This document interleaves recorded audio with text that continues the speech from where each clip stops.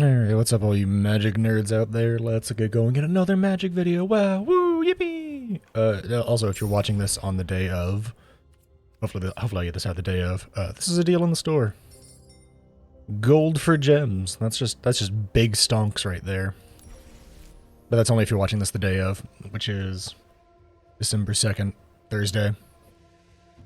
But, so this is going to be me talking about my Izzet Dragons deck. It's a refinement on my Izzet Turns deck, essentially. But it's the Izzet Epiphany deck. This is what I started with, as far as like baseline goes. But I made it into my own, because I thought a few of the cards in this deck weren't quite what I wanted. Like, I personally don't like Den of the Bugbear for this deck, or Frostboil Snarl. I'd personally rather run Storm Carved Coasts and Hall of the Storm Giants. Now, you might be like, wait a minute, hang on. That deck had way more Izzet Epiphanies and Goldspan Dragons, and you're absolutely right. I don't have the wild cards. Make more. See? I don't have any of the Mythic cards, otherwise I would have at least 3 Alruns and at least 2 Goldspans.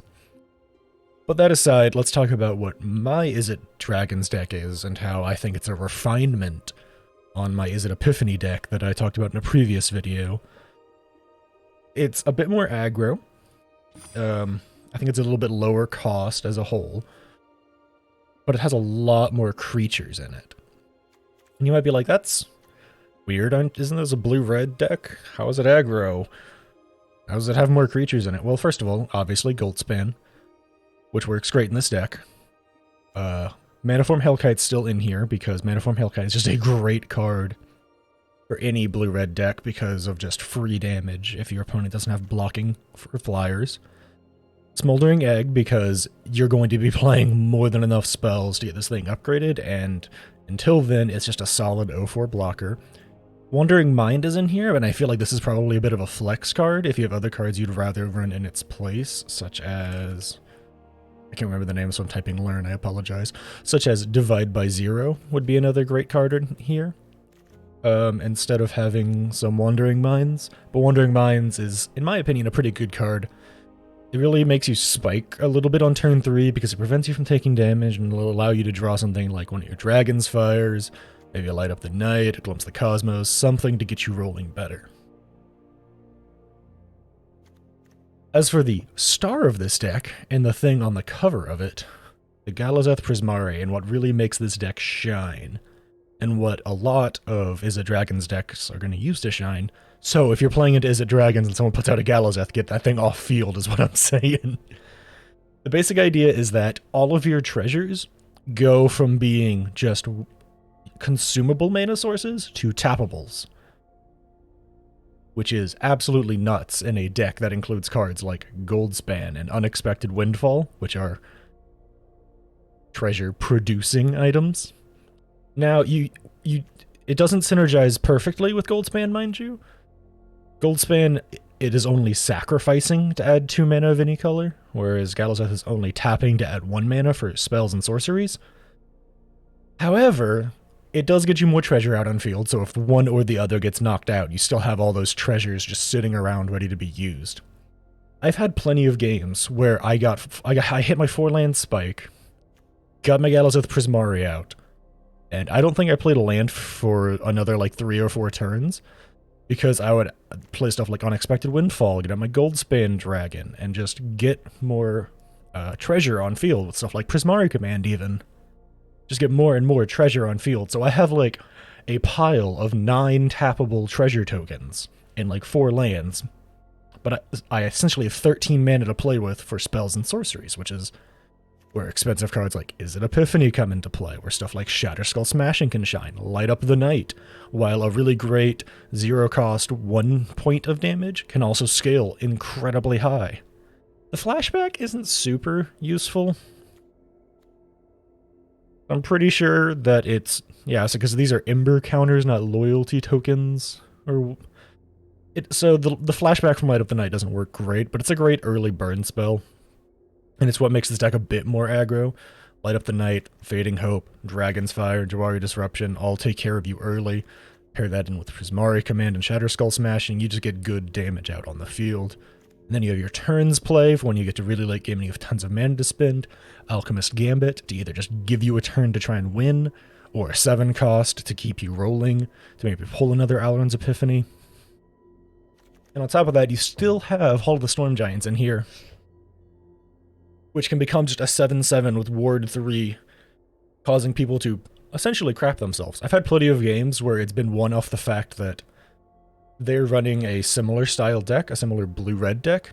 I'll get Hall of the Storm Giants out on field. They'll have to pay like 7 mana to kill it off. And they'll go into their next turn with a Leer on field and not be able to play anything. And then I'll just wipe off their field by using Dragon's Fire and Shatterskull and Prismari, and they can't counter me. Which does bring me into cards that can fit in here. I don't own him, so excuse me. Leo, Disciple of the Drowned, it technically works. It kind of goes against the theming of it being the Dragons deck. It makes Dragon's Fire feel a little not grand. I'd personally shift the deck away from Dragons if you're going to use Lear, but he kind of works in it. The same as Hullbreaker Horror. They're both just solid blue cards that can be more or less slotted in. I'd highly recommend not building this deck unless you have your Galazith Prismari or multiple Goldspans and multiple Smoldering Eggs. I think the key things that hold this deck together are the Egg, the Prismari, and the Goldspan. Those are the 3 main creatures that I highly recommend keeping in the deck at all costs. Mana Form's a great win condition. It can be really good as a gotcha button, because you can like spend your lands and treasures getting a Goldspan and Prismari out, play them on field, and get like a really threatening set of flyers sitting there. And then they'll spend all of their turn wiping off your field with counters and exiles and yada yada. And then if you've built up a nice massive treasure, if you've built up a nice massive lands, you could play Manaform Hellkite into Alrund's Epiphany, do 7 damage that turn, or 6 if you foretold, because it'll make a 6/6 or a 7/7 depending on how much mana you spent. And then the next turn play something else similar, and essentially be able to do like 11 points of damage across a couple of turns without even really trying. If you're going to start like editing, I'd recommend taking out cards like Wandering Mind first, replace maybe Glimpse the Cosmos. So you have stuff like Memory Deluge and Unexpected Windfall if you're looking for ways to draw and go through your deck. But all of that can be replaced with any number of solid blue cards that have draw on them. So personally, other cards that I'd consider putting in the deck would be Consider and Otherworldly Gaze. Those are both pretty solid, and something like Divide by Zero, which honestly should be in my sideboard. I apologize for not having it in there. That should be in my sideboard, as should any lessons that you would want to take in as a part of this. Stuff like Introduction to Annihilation, Expanded Anatomy, Environmental Sciences. All of these which should have already been in the deck. But I've still been toying with it, so pardon the lack of preparedness.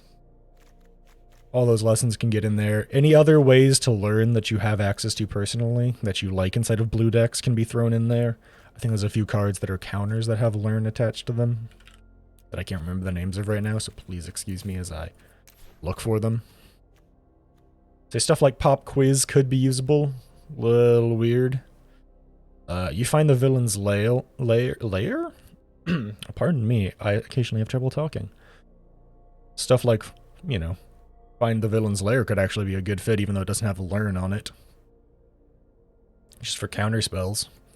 Arcane Subtraction could technically be a fit, although I think it's a bit too slow for this deck, and it's a 2 cost that all it does is make your opponent unable to hit you. Whereas personally, I'd rather slot in a Divide by Zero, just to get, say they have a class card on the field, like Cleric class or Paladin class that they've upgraded. Divide by Zero makes them respend all their mana on it. You could use something like Dreamstrix, although I've never seen anyone use it in this deck. I say could just simply because it does go in to that. And as for lessons, though, lessons, you got tons of options, IMO. You could just use Elemental Summoning if you need it. You could use something like Teaching to the Archaics. Start from scratch could be useful if you need to destroy artifacts. Like, these are just all solid lessons that you could slot in. Anything that fits into the theming of the deck of keeping yourself alive and controlling your way through it would be pretty useful. However, I believe this is a solid core for it. Expressive iterations to help you draw. Same with Prismari commands and unexpected windfalls. You could include a Cathartic Pyre as a solid burn spell. It's a 3 damage spell or a draw spell if you're really, like, land screwed or have, say, like, 3 Galazeths in your hand and you're like, I don't need these. Say it could replace Dragon's Fire, but personally I just think Dragon's Fire is great. It can do up to 4 damage. So it can kind of sit on par with Shatterskull and Light Up the Night for getting slightly beefier targets off field. However, that'll be it for this video. That's the deck. The Dragon's deck. This is my iteration on it that I've had great success with. I've been climbing back through since the reset hit. Yeah. I forgot that I need the question mark, otherwise it's like, oh, you already have that thing. I apologize, this is all live. I've been using it to reclimb my way up through Gold and into Platinum, fighting my way through the just obscene amount of life gain decks out there. This is what's worked for me. I've had a lot of fun with it, and go ahead and try it. The cards were all sitting on screen throughout all of the video. I'm sure you can find a screen cap to copy the deck list down. Now, thanks for watching, thanks for hanging out. I hope you liked the video, hope you like, comment, subscribe, and I hope to catch you in the next one. Bye-bye now.